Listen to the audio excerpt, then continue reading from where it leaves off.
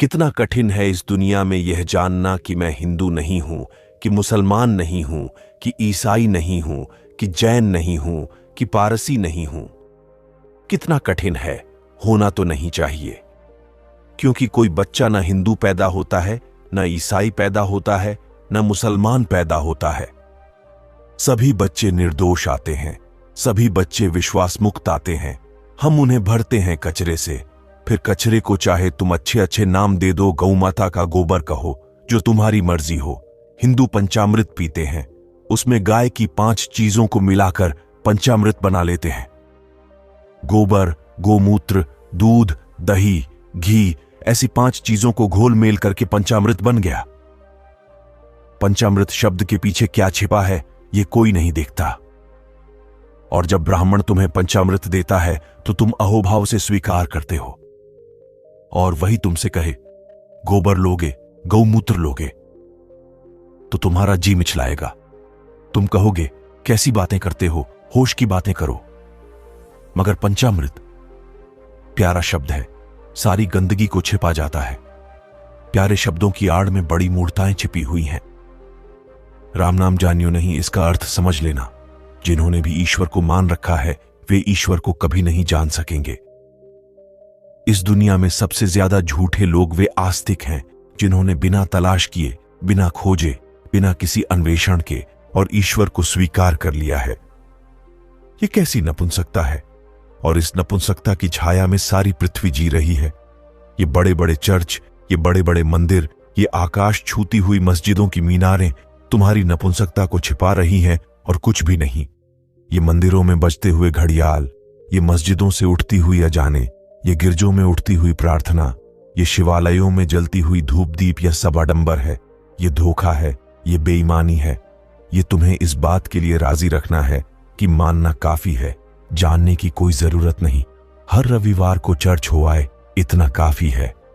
कभी कभी सत्यनारायण की कथा करवा ली, वह भी उधार पंडित से, 2 कौड़ी के आदमी से, या कभी मंदिर में प्रसाद बंटवा दिया, या कभी व्रत उपवास कर लिया, बस काम पूरा हो गया। तुम किसको धोखा दे रहे हो? मैं तुम्हारी आंखों में झांकता हूं तो मैं पाता हूं कि तुम किसी और को नहीं, अपने को ही धोखा दे रहे हो। और इस दुनिया में सबसे बड़ा धोखा अपने को धोखा देना है।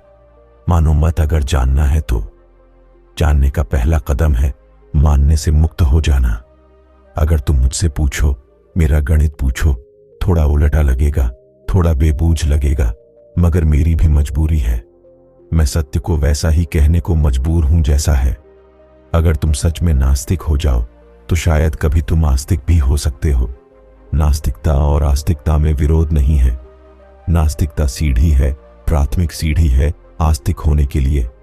अगर मेरा वश चले तो मैं हर बच्चे को नास्तिक बनाऊं, हर बच्चे को जिज्ञासा दूं, प्रश्न दूं, खोज की आकांक्षा दूं, हर बच्चे के जीवन में एक तीव्र प्रेरणा भरूं कि तू जानना, मानना मत, और जब तक तू न जान ले ठहरना मत। बुद्ध ने जाना होगा तो बुद्ध पहुंचेंगे, और नानक ने जाना होगा तो नानक पहुंचेंगे, और कबीर ने जाना होगा तो कबीर पहुंचेंगे। उनके पहुंचने से तेरा पहुंचना नहीं हो सकता। तू जानेगा तो ही तू पहुंचेगा। और पहले चाहिए कि तुम्हारे चित्त की स्लेट खाली हो जाए। पोंछ डालो जो भी दूसरों ने लिख दिया है।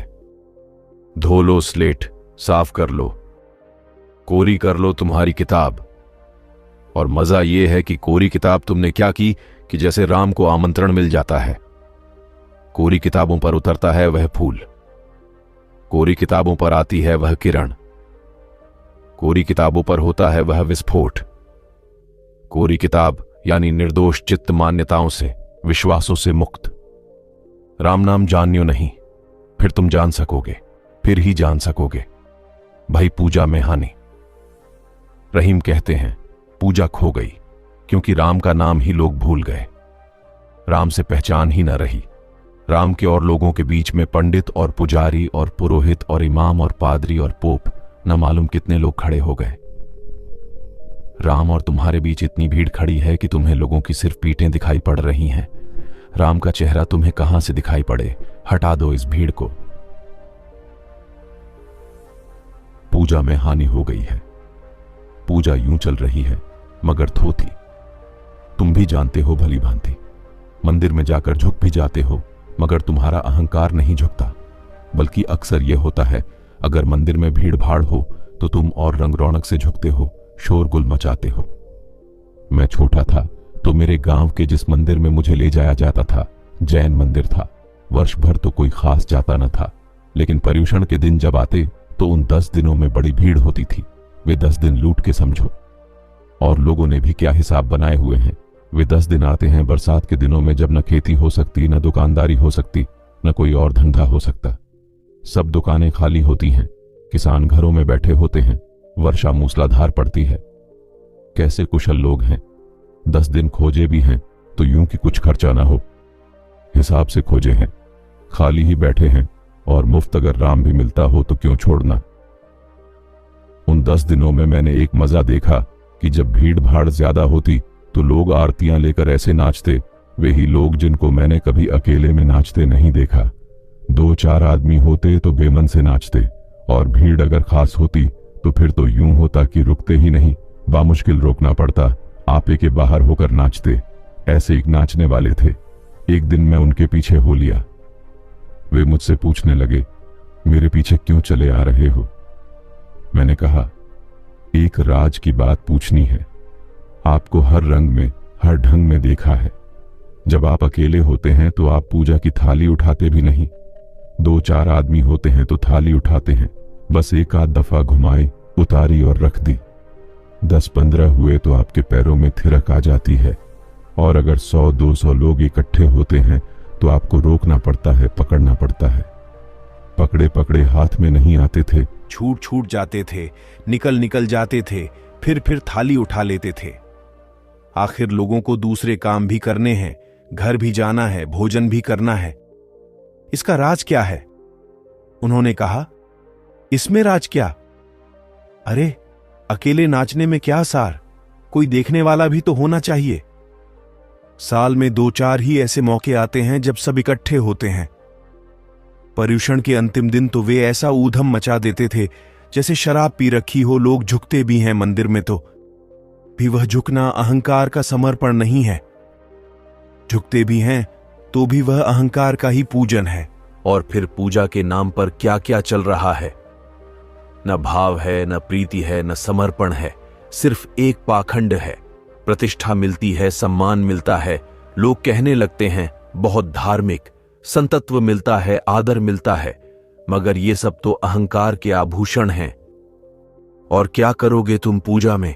दोहराओगे तोतों की तरह रटे हुए ग्रंथ। काश इस तरह दोहराने से मोक्ष मिलता होता तो तोते तुमसे पहले पहुंच जाते।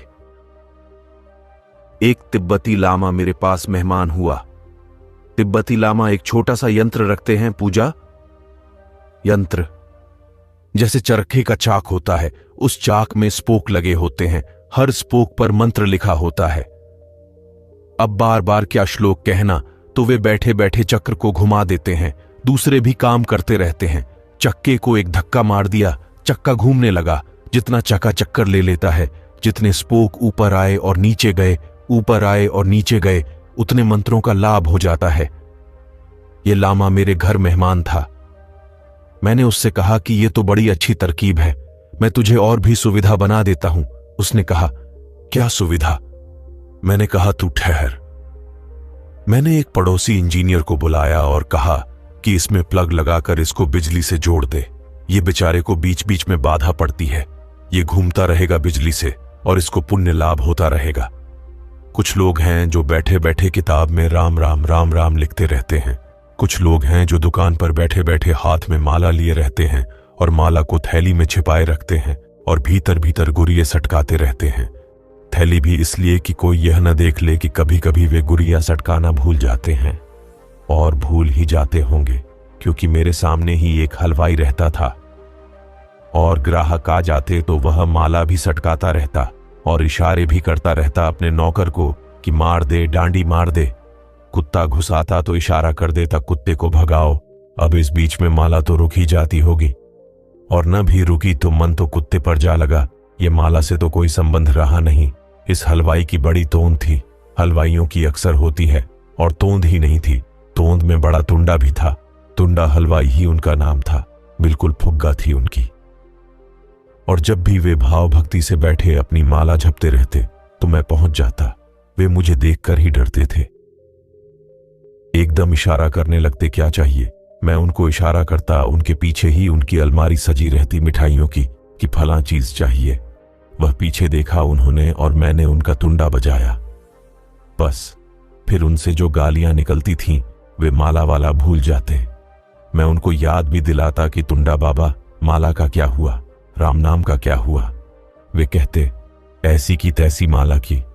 मगर वे ऐसे मोटे थे कि उठ भी नहीं सकते थे, भाग भी नहीं सकते थे, मेरा पीछा भी नहीं कर सकते थे। क्या चलता रहता है राम के नाम से? तुम्हारी अर्चना, तुम्हारी पूजा, तुम्हारी आराधना सब धोखा है। राम नाम जानियो नहीं, भई पूजा में हानि होगी ही। पूजा खो गई दुनिया से। लेकिन मैं तुम्हें याद दिला दूं, पूजा खो गई दुनिया से नास्तिकों के कारण नहीं, वैज्ञानिकों के कारण नहीं। पूजा खो गई दुनिया से पंडितों के कारण, पुरोहितों के कारण, तुम्हारे तथाकथित धार्मिक लोगों के कारण। अगर दुनिया को पुनः धर्म में प्रतिष्ठापित करना हो तो इसे धार्मिक लोगों से मुक्त करना होगा। इसे मंदिरों मस्जिदों के बाहर लाना होगा। ये कारागृह है। इसे वेद, कुरान और बाइबल से छुटकारा दिलाना होगा। तो शायद फिर जिज्ञासा जगे। फिर शायद आदमी पूछने लगे कि ईश्वर है तो कहां है, तो कैसे पाया जा सकता है। और जब तक उस परम सत्य की अनुभूति न हो तब तक तुम्हारे जीवन में फूल न खिलेंगे। तब तक तुम बांसे ही रहोगे उदास, और तुम्हारे चेहरे पर मखवियां रहेंगी। तुम मुर्दा रहोगे। तुम एक लाश हो जो अपने को किसी तरह ढो रहे हो। हर आदमी अपनी लाश ढो रहा है। राम नाम जानियो नहीं, भई पूजा में हानि। कही रहीम क्यों मानी हूं, जम के किंकर कानी। रहीम कहते हैं, एक बात ख्याल रखना, धोखा दे सकते हो तुम पंडित को, पुरोहित को, धोखा दे सकते हो लोगों को, क्योंकि लोग अंधे हैं, तुम्हारे जैसे ही अंधे हैं। और धोखा तुम दे सकते हो मंदिर में रखी हुई पत्थर की मूर्तियों को, धोखा तुम दे सकते हो कागज पर लिखी गई किताबों को, लेकिन मौत को धोखा न दे सकोगे। और जब मौत द्वार पर दस्तक देगी तब बहुत पछताओगे, बहुत बहुत पछताओगे, क्योंकि फिर क्षण भर का भी अवसर न बचेगा। कही रहीम क्यों मानी है। एक बात पक्की समझ लेना, रहीम कहते हैं कि जब मौत के दूत तुम्हारे द्वार पर खड़े हो जाएंगे तो तुम्हारी धोखाधड़ी की पूजा प्रार्थना को नहीं मानेंगे। मौत को तो केवल वही जीत पाता है जो अपने भीतर के अमृत को जान लेता है, और उसी अमृत का नाम राम है, या कहो रहीम, या कहो रहमान, या कहो अल्लाह, कुछ फर्क नहीं पड़ता। तुम्हारे भीतर जो अमृत छिपा है उसको जिसने जान लिया, फिर मौत उसका कुछ भी नहीं बिगाड़ सकती। यह कसौटी है। मौत ही एकमात्र कसौटी है। मौत को जो जीतने में समर्थ है, मौत जिसका कुछ भी न बिगाड़ पाएगी। शरीर तो जाएगा, शरीर मिट्टी है, तो बीज की मिट्टी तो मिट्टी में समा जाएगी, लेकिन शरीर ही नहीं हो तुम। बोझ सिर्फ बीज ही नहीं है, उसके भीतर आकाश के फूल भी छिपे हैं। जिसने अपने भीतर के फूल की खिलावट देख ली, जिसने भीतर के कमल को खिलते देख लिया, उस सहस्रदल कमल की जिसे आभा मिल गई, फिर मौत उसका कुछ भी नहीं बिगाड़ सकती। मौत उसके पास भी नहीं फटक सकती, बिगाड़ना तो दूर। जिसके भीतर का दिया जल गया, क्या उसके पास अंधेरा आ सकता है? मृत्यु तो अंधकार है। चूंकि तुम्हारा भीतर का दिया नहीं जला है, इसलिए तुम्हें अंधकार घेर लेता है, धेरे ही हुए हैं। दिया जला कि अंधकार गया। इस दिए जलाने को ही रहीम ने राम नाम कहा है। अपने भीतर के राम को पहचानो, अपने भीतर के शाश्वत से परिचय करो, अपने भीतर के अनंत से पहचान बनाओ। और जिसने अपने भीतर के अनंत को जान लिया, कैसे जाना ये गौण है, किस विधि से जाना ये बेमानी है। तुम यहां आए, तुम ट्रेन से आए, बस से आए, हवाई जहाज से आए, कि पैदल चलकर आए, कि रेलगाड़ी में आए, कि बैलगाड़ी में आए, क्या फर्क पड़ता है? तुम आ गए। फर्क इससे पड़ता है, अपने भीतर के शाश्वत को जानना है। हजारों मार्ग हैं, जो तुम्हें रुचिकर लगे, जो तुम्हें प्रीतिकर लगे, उससे ही चल पड़ो, लेकिन बैठे मत रहो, चल पड़ो। बुद्ध ने कहा है, चरय वेति, रुकना मत, बैठना मत, चलते रहना। खोजो, चलो, अन्वेषण करो। और सारे लोग बैठे रह गए हैं। सारे लोग गोबर गणेश हो गए हैं। दूसरों की मानकर बैठोगे तो फिर वे भी बैठे थे किसी और की मानकर, तुम भी बैठे हो किसी और की मानकर। इससे बड़ा और कोई मनुष्य का अपमान नहीं है कि वह किसी की मानकर बैठ जाए। मेरी भी मानने की जरूरत नहीं है। चलो खोजो। तुम्हारा जीवन है, तुम्हें अन्वेषण करना है, तुम्हें जानना है क्या है यह जीवन, क्या है यह चैतन्य, क्या है तुम्हारे भीतर छिपा हुआ राज। कौन हो तुम अपने अंतरतम में, कौन छिपा है तुम्हारे हृदय की गुफा में, कौन सा नाद, कौन सा संगीत, कौन सा सत्य, कौन सा सौंदर्य।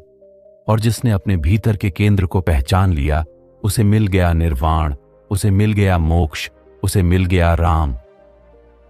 राम कोई व्यक्ति नहीं है जो तुम्हें बाहर मिलेगा। राम है तुम्हारी आंतरिक संभावना। इसीलिए मैंने कहा कि तुम्हें पहले ही याद दिला दूं, मेरा प्रयोजन दशरथ के बेटे राम से नहीं है। मेरा प्रयोजन तुम्हारे भीतर बैठे हुए शाश्वत के स्वर से है। शांत हो, मौन हो, निःशब्द हो, धीरे धीरे मन की भीड़ से बाहर निकलो, चल पड़ो अपने अंतर्ग्रह की तरफ।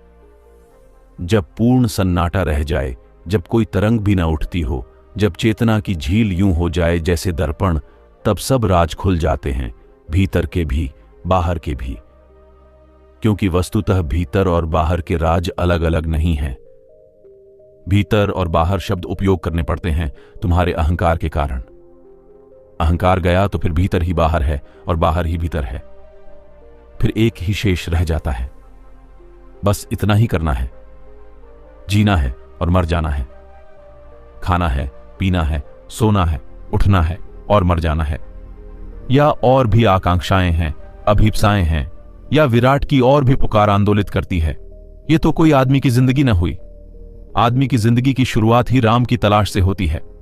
आदमी और पशुओं में इतना ही भेद है कि पशु सिर्फ जीते हैं और मर जाते हैं, और आदमी जीने और मरने के बीच अमृत को पा लेता है। परमात्मा तो राजी है प्रकट होने को, प्रतीक्षा कर रहा है। पुकार दो, दस्तक दो। और किसी और के द्वार पर दस्तक नहीं देनी है, अपने ही द्वार पर दस्तक देनी है। और परमात्मा कहीं और नहीं छिपा है, तुम्हारे भीतर छिपा है। परमात्मा यानी तुम्हारा स्वभाव, तुम्हारा स्वरूप। तुम उससे ही बने हो। तुम्हारे रोए रोए में वही व्याप्त है। मगर बेहोश, नींद में खोए, हजार सपनों में दबे, भूल ही गए हो कि तुम कौन हो। धर्म है उसकी पहचान जो हमारे भीतर मौजूद है, और अधर्म है उसकी खोज जो हमारे भीतर मौजूद नहीं है। और हम लाख करके जिसे पा भी लें तो भी कभी पा न सकेंगे। राम नाम जानियो नहीं, भई पूजा में हानि, कही रहीम क्यों मानी है, जम के किंकर कानी। और टालना मत, मत कहना कि कल। जिसने कल पर टाला उसने सदा के लिए टाला। मौत हमेशा करीब खड़ी है और हमेशा यह फैसले की घड़ी है। इसे टालना मत, स्थगित मत करना, कहना मत कि कल। और यही लोग कर रहे हैं। आज करेंगे व्यर्थ सार्थक कल, आज खोजेंगे धन ध्यान कल, आज पद और प्रतिष्ठा परमात्मा कल। नहीं, बदलो इस पूरे गणित को बदलो। परमात्मा आज, ध्यान आज, तो ही तुम्हारे जीवन में क्रांति हो सकती है। और ऐसी क्रांति जो तुम्हें अमृत के सागर में लीन कर दे, ऐसी क्रांति जो तुम्हें मृत्यु के पार ले जाए, ऐसी क्रांति जिसको